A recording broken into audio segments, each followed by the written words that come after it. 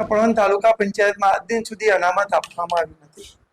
જ્યારે અનામતની સીટ આપવામાં આવી ત્યારે આ ભારતીય જનતા પાર્ટીના નેતાઓ અને એના સરકારી બાબુએ અગાઉ જાહેરનામા મુજબ 20/2/25 રોજ જાહેરનામું આપ્યું, જેની અંદર અનામત સીટ આપી 2021ની જે અનામત સીટ છે એ કપડવંજ તાલુકાને ચોક્કસ ફાળવેલી હતી। હવે પછી જ્યારે આ સીટ અનામત હતી જે કપડવંજ તાલુકા પંચાયતમાં મારી જોડે બેઠેલા બેન છે જસ્વીબેન, જેઓ જીતેલા ઉમેદવાર છે, ત્યારે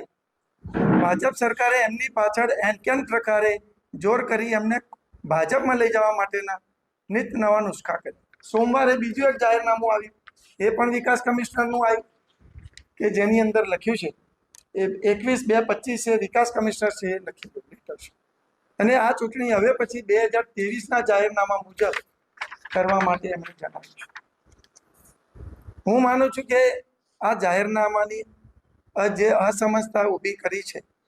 એ પ્રજાને મૂર્ખા બનાવવાની વાત